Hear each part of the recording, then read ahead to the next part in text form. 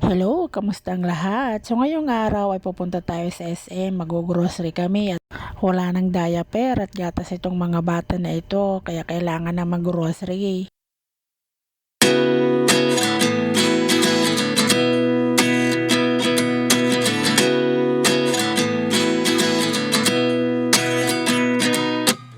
At 29 and I find myself wondering what did happen to the last 10. I ran away with my life, fast forward, never turn back again. It's kind of funny that the more we pass time, the more we need to set the rewind. And I At ito na nga, nakapag-park na kami, kaya lang medyo dolo na kami nakapag-park kasi nga yung naunahan, puro na punuan, kaya lakad-lakad muna tayo. Kaya bilisan na lang natin, baka maburo yung kayo. So ito na nga, malapit na tayo sa entrance. So ito nga, nandito na nga tayo, papasok na tayo. Tapos, sasakay kami ng elevator para mas mabilis. At habang naghihintay nga kami, sobrang likot naman itong kuya, hindi mapakali, ikot ng ikot.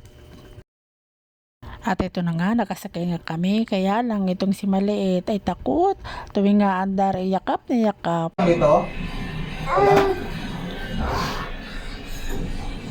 Ma'am, sa taas po kayo.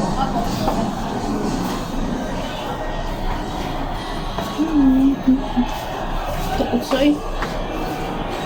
Takot siya. Takot siya.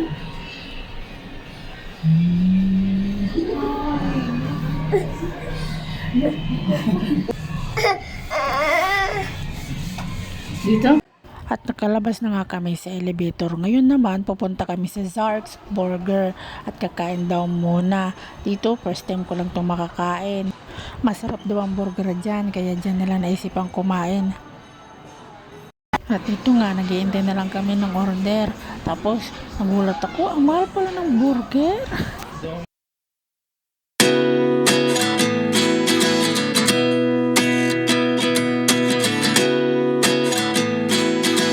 At ito na nga, dumating na nga ang order.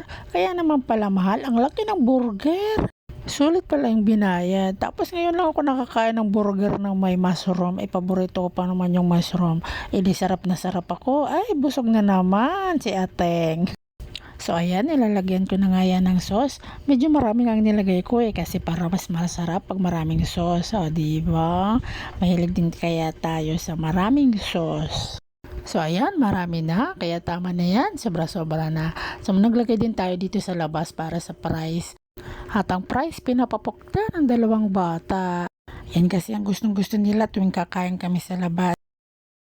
At ito nga, tapos na tayong kumain, kaya ngayon pupunta na tayo sa grocery at mag-grocery na tayo. At wala nga palang video yung pagkain namin kasi hindi ko na-record. Na-excite masyado sa malaking burger. Kaya ayan, nag-video ko no, pero wala namang record. Sayang din yung nakita yung malaking kong subo.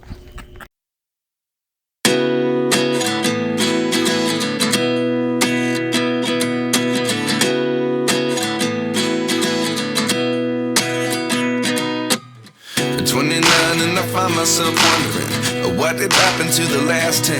At ito na nga, nakapasok na tayo sa grocery, kaya mamili na tayo. At itong dalawang bata pala, sinakay na namin dito para hindi masyado magkulit-kulit. Naku, mahirap na pag makalaglag.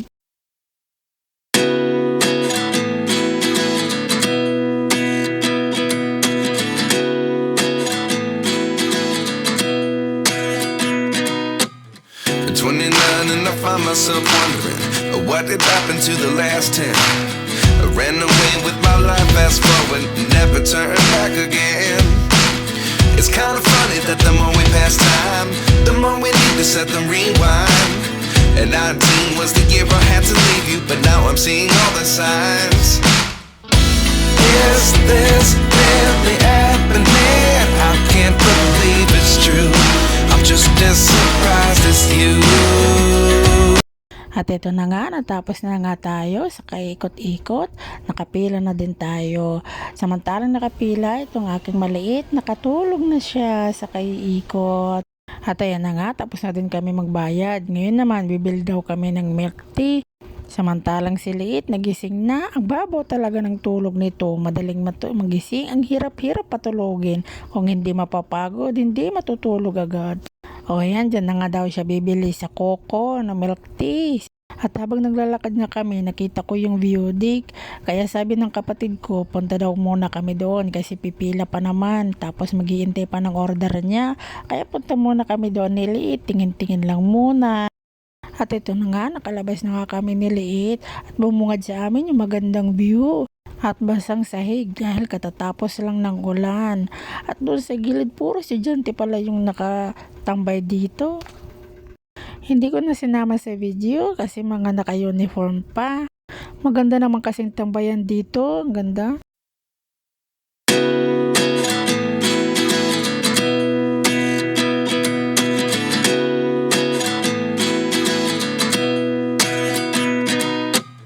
At 29 and I find myself At ito na nga, nakuha na nga ng kapatid ko yung in-order niya. Kaya tara na, uwian na.